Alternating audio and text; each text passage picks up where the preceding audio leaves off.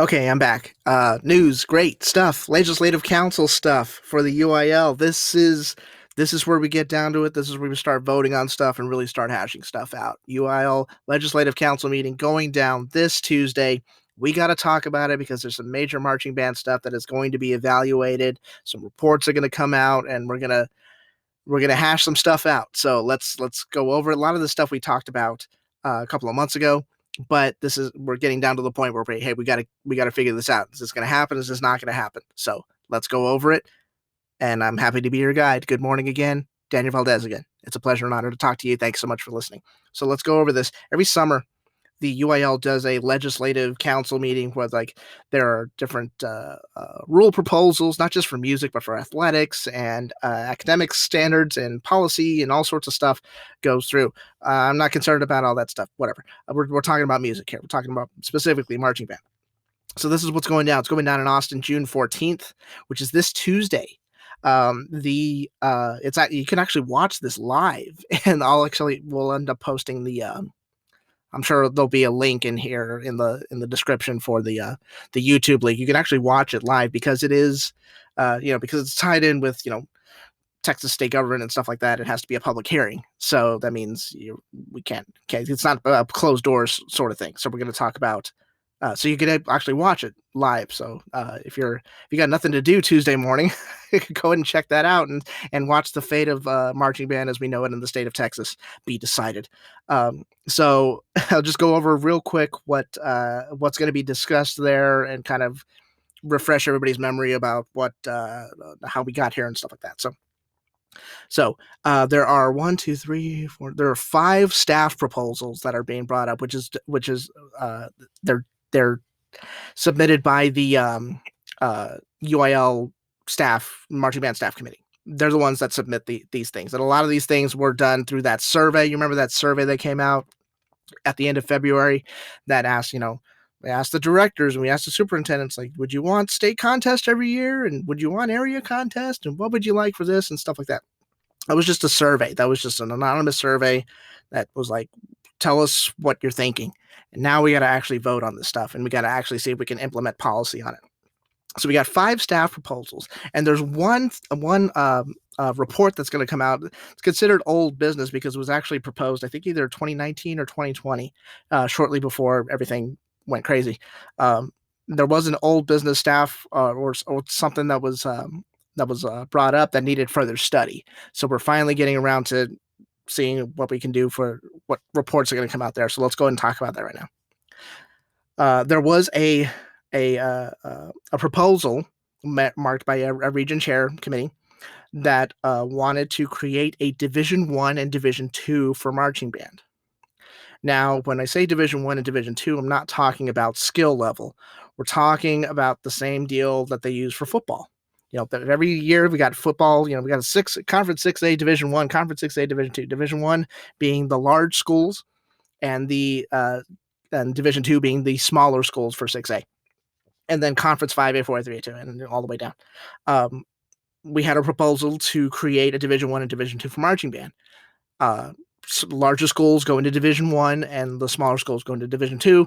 Essentially, trying to create more opportunity for smaller programs who don't feel like they get a fair shake in competing for getting either to area, or not necessarily getting to area, but going from area to state, or maybe state to state finals. So some studies need to be done on that. Some reports need to be done on that. So a lot of that stuff is going to be coming out on Tuesday. That is not, I don't believe that's up for a vote yet. I don't believe it's up for a vote yet. And if it is, I apologize. But I think it's just a report. We fact finding, a lot of information. And then at that point, you decide whether to take it to a vote or not. And then at that point, the next legislative council, we figure out, if that's going to work or not. So we'll see about that. And then we have the 5 staff proposals. 5 staff proposals. This is what is actually, I believe this is what's actually being voted on Tuesday.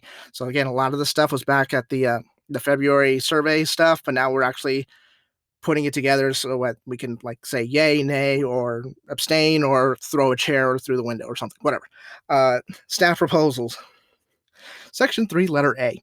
proposal to allow a non-student to intervene due to amplification failure at a marching band contest and to clarify cable placement at a marching band contest. So the rule before was if there was a catastrophic amplification failure, speakers went out, the soundboard went down, whatever happened, you had to basically let the student handle that. You couldn't even you couldn't, if you were a director or a staff member, you couldn't like intervene, you couldn't jump on the board, you couldn't start pressing buttons or anything like that. You basically had to tell the student what was going on.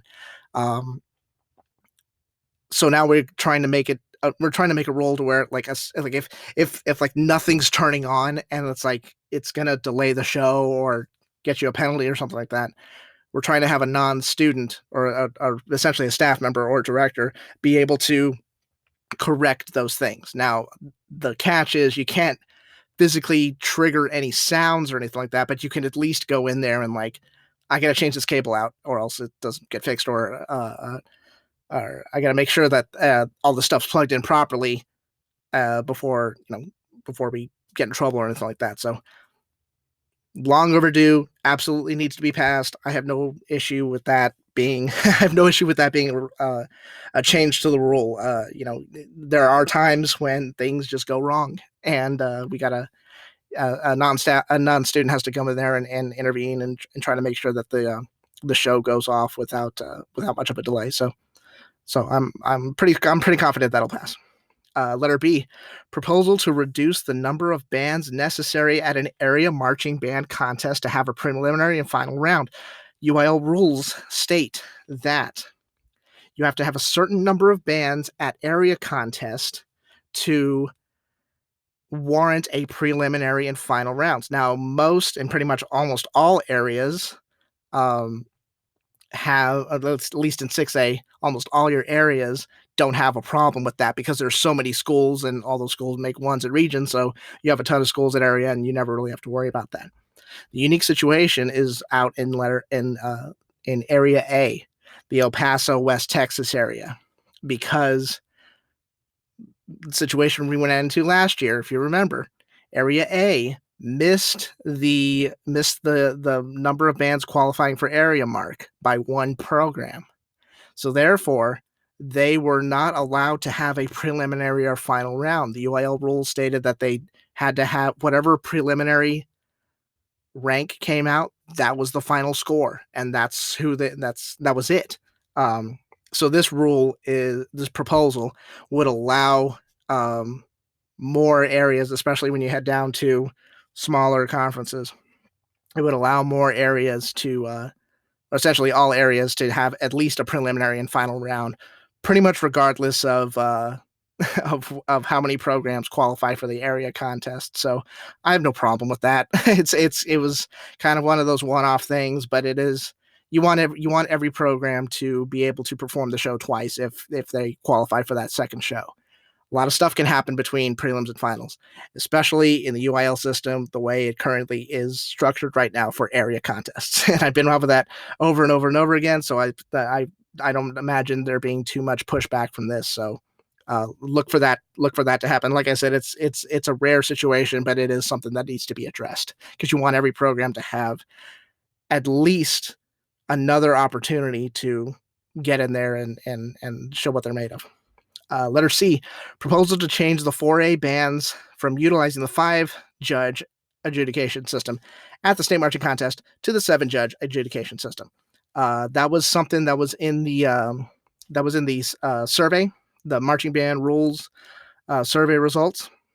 And as I pull that up right now, looking over it right now, I would like to see the 7-judge system utilized at our state contest. Foray bands only. They surveyed them statewide. It was anonymous, but 67% of Foray programs said they want to go to the 7-judge system. So it's a pretty sizable margin of programs that want to see the 7-judge system. Now, the 7-judge system is we got captions. I got a brass judge. I got a woodwind judge. I've got a visual ensemble judge. I've got a percussion judge. I've got content design, so on and so forth. A lot of specialization there. And now the Foray programs, as they've if they've grown in quality over the years, and as they've grown in design over the years, their products are. It seems more and more common that their products, the Foray conference products, are they're in need of more specialization. They need a brass judge. They need a woodwind judge to get in there and really see what's going on, instead of just a giant overview. Just judge music, figure it out for 7.5 minutes. So I don't imagine that being a problem at all. The UIL has consistently said that if programs and directors and superintendents want a certain thing, they're going to find a way to make it work. So I wouldn't be surprised if that gets passed with much pushback either. Proposal to ensure that there are at least 4 competing 1A bands at a region band contest, a region marching band contest. Pretty interesting deal there, especially for the smaller programs, because a lot of the times what was happening was these 1A programs, their regions and 1A programs, you may find like maybe 1 or 2 1A programs that are in that region. So you're not, so the Conference 1A, for those who need a reminder, there is no area contest for that. Think about how much of an area that would have to cover. There's cost and travel and all sorts of stuff that the smaller programs just aren't equipped to handle. So what they do is you go to region contest for 1A programs. You get a 1 at region, and you qualify for state. That's essentially what they want us. That's essentially how things were going. Not every 1A program wanted to participate to state contests for various reasons, but now what they want to do is they want to put at least 4 competing 1A bands at a region contest, and now they'll still be judged like region contests. You have your 3 judges. They're just evaluating the entire show, music, visual, all that stuff. But what they want is a bigger sample size. Instead of just, well, there's just one program from 1A at this region, might as well just give them a 1 and we're good to go. They want it to be a little bit more compartmentalized. They want to have a bigger sample size, and they really want to be able to compare those programs. So that's a big change. We're trying to include all the 1A programs. Overwhelmingly said they want an state every year. They want to go to state contest every year. So they're getting more and more competitive over the years, especially in the last 10 years. It's been amazing to see what the 1A programs have been able to accomplish here in the state of Texas. So be prepared for that. At least 4 competing 1A bands at a region contest. There's not a clamor for an area contest for 1A programs yet. I don't imagine that being an issue. They're just going to stick with region, figure it out there, and then send programs to state from there. And then here's the big one. Proposal to change the state marching contest to be held annually for every conference. So the way that reads right now is that it's all on the table. It's not. Now they could go in and say, well, maybe the 6A programs don't necessarily want it, which is literally 51% to 49%. Yes, they do want it, but we're talking about razor thin margins here.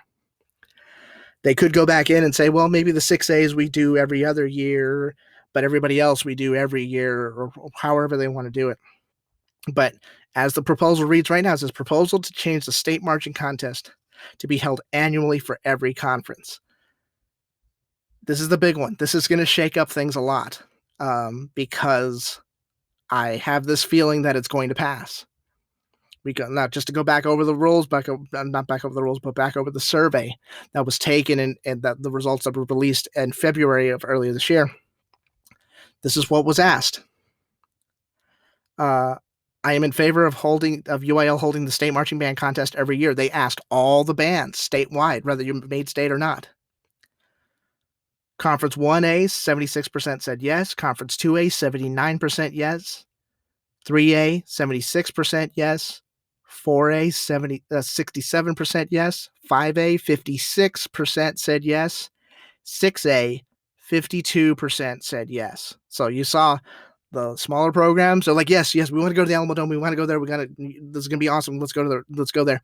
You get up to the larger conferences, and then you have more programs that are like, maybe not, maybe not every year, because the the level of intense pressure that these marching members are under during state years is immense. Putting that on them every year would be a challenge. Now, I understand that there are other states that do state contest every year. We get that. They've been able to make it work. I don't know what it is about this crazy state. I don't know what it is about the state of Texas that just makes things overly competitive. I don't know what it is. I don't. Is it the heat? Is it the queso? I don't know. I haven't figured it out yet. I probably never will. Um, but for some reason, it's just different here. And this is a change that was. This is something that people have been debating for years and years and years and years and years. It feels like the younger generation of uh, directors and staff members and admins want this to happen every year. Um, I can't remember the last time we went state contest every year. I want to say it was back in like the late 80s, early 90s. And it's been cycle off every year. You know, you go to state contest, you do the state process once a year, 1 year, and then the next year you don't have to worry about it. You go to region, you get your one, and you were good to go. Then we added a little bit more. We made area contest a thing every year. And some programs opted out of that area contest because they wanted to keep that, you know, state contest 1 year, no state contest the next year.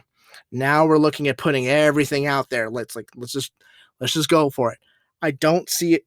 I'm not the one who has to deal with the logistics of this, but they can make it happen. They did make it happen last year. Now, granted, when I talked to Dr. Kent, he barely had any hair at the end of that thing, but he made it work, and his staff crushed it last year. Absolutely did a phenomenal job dealing with all conferences in the matter of 2 weeks. And remember, they got to get those things done, Wednesday, Monday, Tuesday, Wednesday, because Thursdays, guess what happens? UIL football games, especially. I don't think the playoffs start at that point, but they don't want to have contests. They don't want to have UIL contests, especially state contests, on Thursdays, Fridays, and Saturdays because they want those marching bands to be able to be there for their football teams, which I understand. Cool. There's no arguing that. So that's what it looks like. That's what it looks like. So that's what we're looking for. We got a report coming down for a Division I and Division II marching band. Just a report. Don't freak out just yet. If it gets to the point where we have to vote on it or whatever, then we'll talk about it and we'll dissect it, and I'll tell you what I think about it. You can probably guess what I think about it. Proposal, we got an electronics proposal. We have an area marching band contest. It's a little slight adjustment. We got a major change on the boards for Foray conferences in terms of adjudication at the state contest. We have expanded opportunities for the 1A programs at the region level. And then the big one, the state marching contest proposal. I think it's going to pass. I really do. There have been so many directors. It feels like there's been so many directors that have left. It's like, I wouldn't be surprised if if that 52% of 6A programs said, yeah, that we want to go. I wouldn't be surprised if that went higher because there have been so many staff changes. There have been so many head directors that have left that have left because of all sorts of different things. They want to express themselves more artistically. They want to spend more time with their family. They're burned out. I mean, that's a huge thing. There were two clinics at TMEA in February that were dedicated to just band director burnout. I only went to one of them, but those were eye-opening conversations for somebody who's, I don't want to say on the outside, but somebody who's not a staff member or a director. Okay, fine, outside. I'm an outsider. Whatever, deal with it. Those were very interesting conversations, very honest conversations about what the job entails and that sort of stuff. So it'll be interesting to see how the vote goes, but I have a feeling all of those proposals will pass. And quick deal, before I get out of here, people have been asking me all over and over again, if the state contest thing every year goes through, does that mean it's going to happen this year? I'm 99% sure it is not going to be implemented this year. There's too many logistics to iron out in too short of a time. You got to rent the Alamo Dome for another week. I would love to let you all rent the Alamo Dome for another week, but I'm having a shindig there. I'm having a little party there. No, you're not invited. So you can't rent the Alamo Dome for a second week. No. That is going to be, I would imagine the implementation would be for the following year. The Foray judging sheets going to 7 judges. I would not be surprised if that goes the following year as well. Just because there's been show designs and everything's kind of planned out already to switch it up to a 7 judge system now would kind of, it would work against bands' favors, because now you feel this pressure to go back in and we got to redesign the show and we got to rewrite this music, because now we have a brass judge and we need to write brass features for them, and we have woodwind judges and we got to write percussion features and all that stuff. A lot of the shows are already done. So I would be lying to you if I said that designers didn't take the judging system in this state into account when they're processing shows and they're coming up with ideas and stuff like that. So I wouldn't freak out just yet if all this stuff passes. Probably not going to go into effect this year, but I would imagine implementation for the following year, the 2023-2024 season, that would be something to look forward to. Anyways, I'm done here. It's going to happen Tuesday. I'll try to put up the link whenever I can, and that way you can watch it on Tuesday morning. You watch all the drama unfold, and we hope everything goes well. Hope the Legislative Council has a very productive time over there, and who knows, by the end of that meeting, what we know as Texas marching band could be completely different. So let's hope for the best and see what happens. I'm done here. Thank you all so much for listening. Take care. Adios. Bye-bye.